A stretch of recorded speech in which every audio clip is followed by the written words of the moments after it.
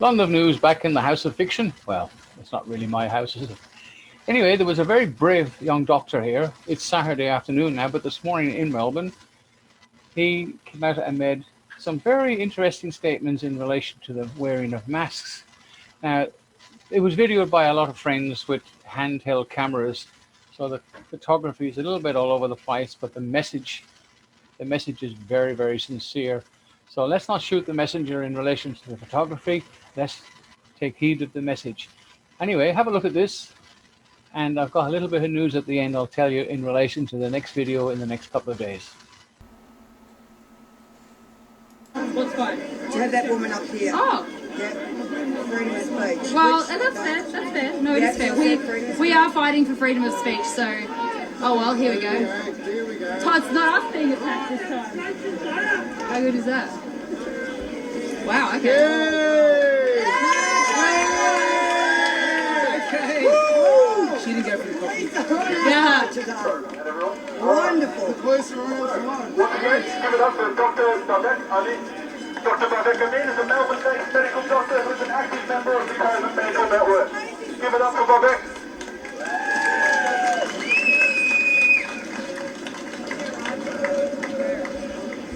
Oh. When you're speaking, you don't have to wear it. You don't have to wear it when you're speaking. It's up to you. Oh, he's doing something, that's why.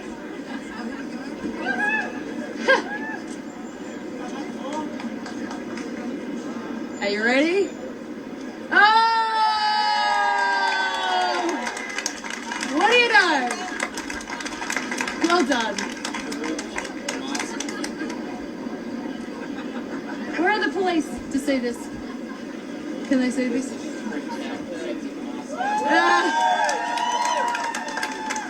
Unbelievable. We could just leave it at that.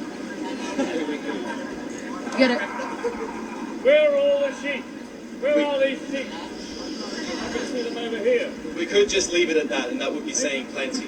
Do it. Points Now back. that I have your attention, I would like to read.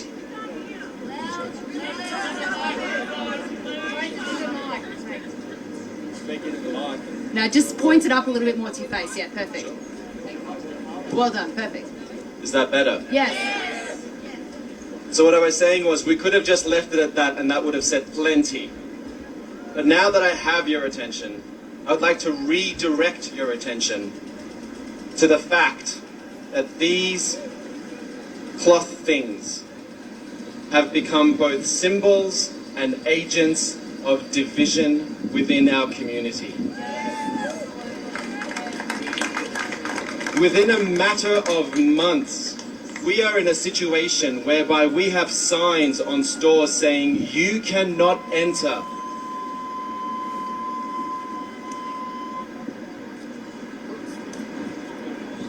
Sorry about that, all good. All right. Unless you're wearing a mask. You are verbally abused by strangers if you're not wearing a mask. You're accused of being reckless if you're not wearing rebranded underwear on your face.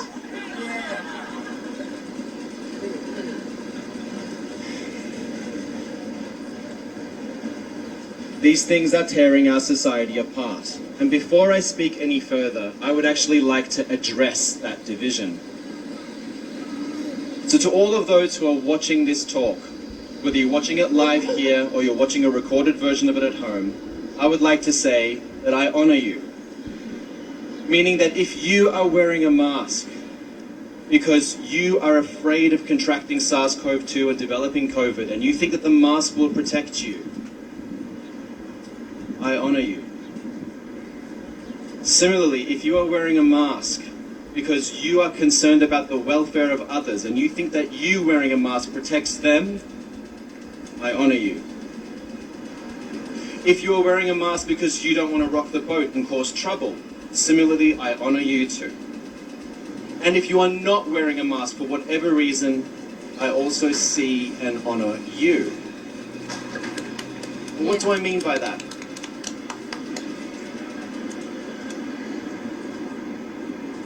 I mean that I absolutely understand the thoughts and the feelings that have informed your decisions around mask wearing.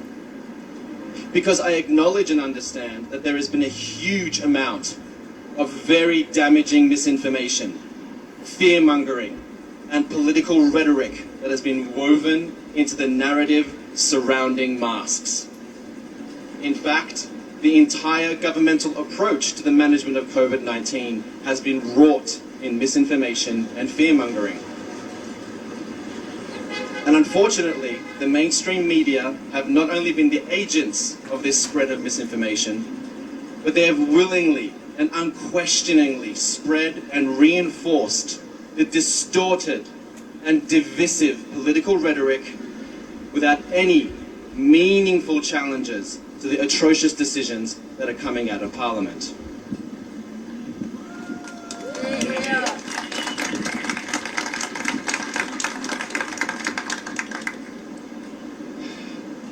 This is not about political affiliations. This is not about Labour, Liberal or Green. I've learned to think outside of my political allegiances a long time ago. I would invite all of us to do the same. This is not about left-wing socialist agenda versus right-wing personal liberties. Left and right-wing are both wings of the same bird. And that is the message that is getting distorted, and the fabric of our community is getting torn in the process. So those two virtues of truth and unity are going to be woven throughout my short speech here today. With that in mind, I'd like to start by speaking some truth around masks. We're told that masks are supposed to protect us in two ways. Firstly, as personal protective equipment, meaning that if you're wearing a mask, it will stop you from contracting an infection from the environment or from other infected people. That's PPE. And secondly, as source control, it will stop any infection that you have from being spread to others. So let's start with the PPE aspect first. Let's just put that one to bed. This one's not up for debate. It is widely accepted throughout the medical community that cloth masks and surgical masks cannot protect you reliably from any kind of viral illness, from any kind of airborne virus. They are not designed to do that. It even says so on the manufacturer's information. On the surgical mask that we wear in the operating theatres each and every day, it clearly states you cannot arrest the spread of viral illnesses with this mask material. It's not intended or designed for that purpose. So to those of you who are wearing masks and deriving a sense of security from it, thinking that it's filtering the air that you're breathing, I would gently invite you to think outside of that confine, of that box.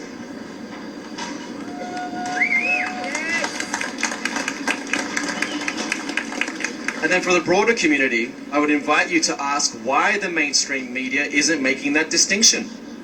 Yeah, why?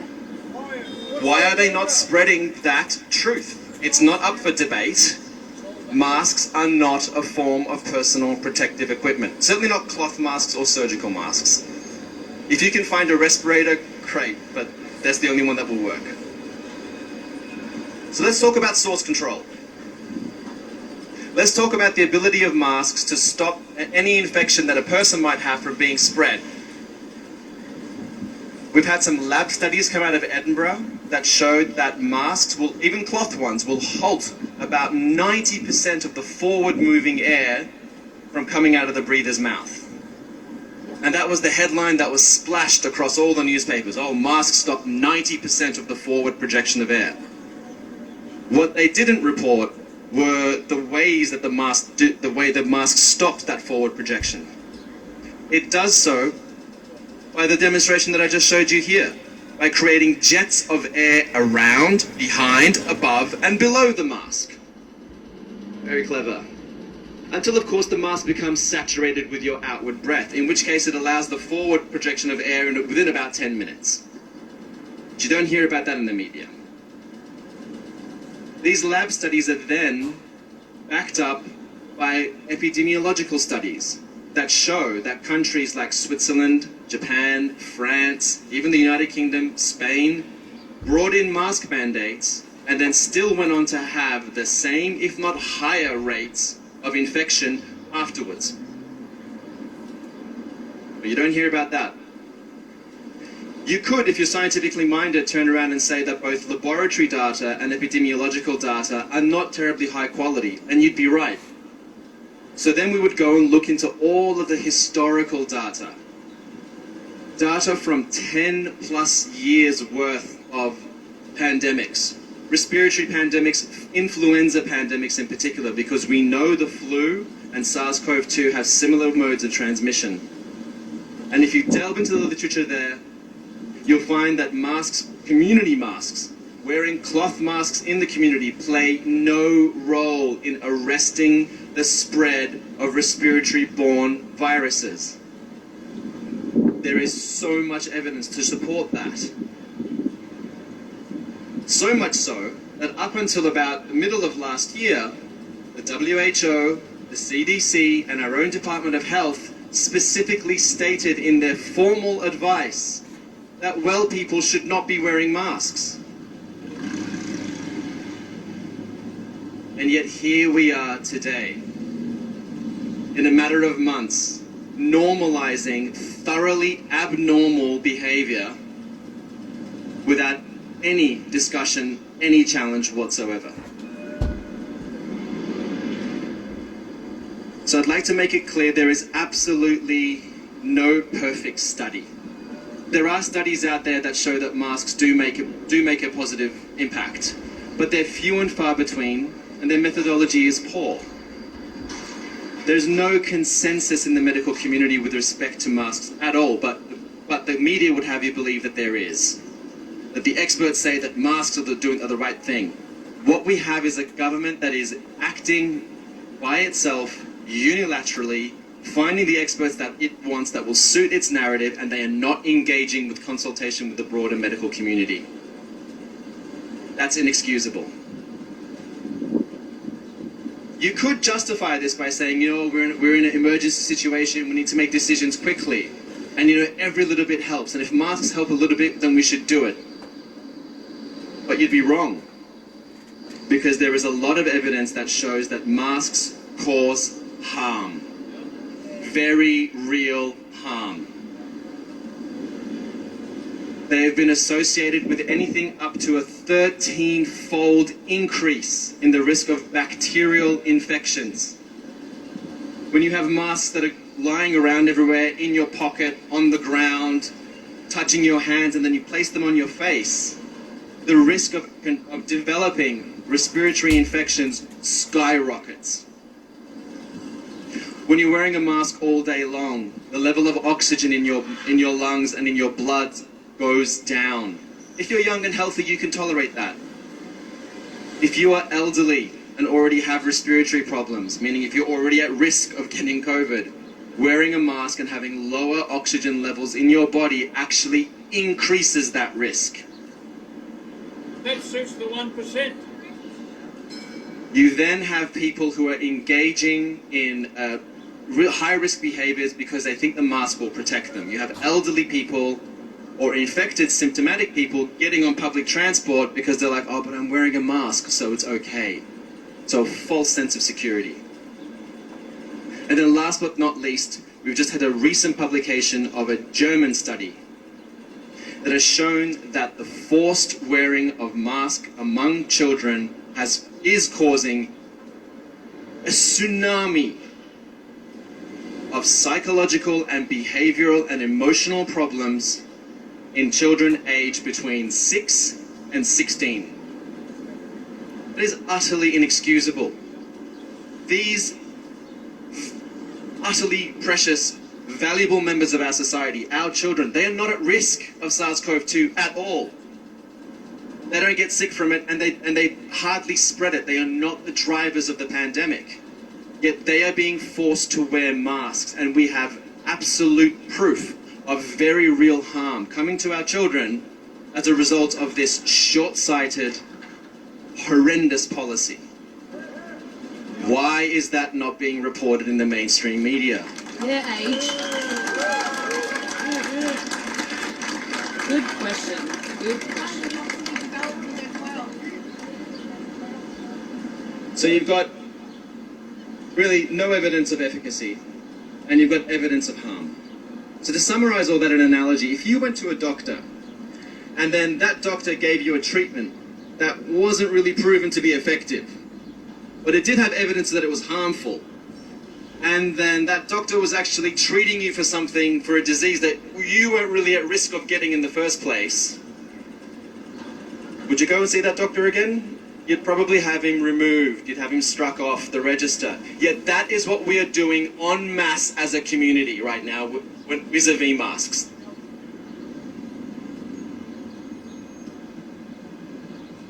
This situation has come about because we aren't engaging in debate. We aren't asking the hard questions of those. Well, I hope you enjoyed that. The next video going up, possibly Monday, Tuesday the latest, even before, is syntax grammar. A lot of people are interested in the syntax. It was very small amount. I'm doing a little bit more extra this time, and I'm going to show you how to rebut the letters to send you out. And I have a couple of here, how to, what to send back to the courts to really upset their corrupt system, right? And their fictional system. Anyway, London News signing off in Melbourne. Thanks for watching, and I hope you enjoy this, because this doctor, he took a big risk, and his statement is indeed factual. Anyway, thanks for watching. Bye for now.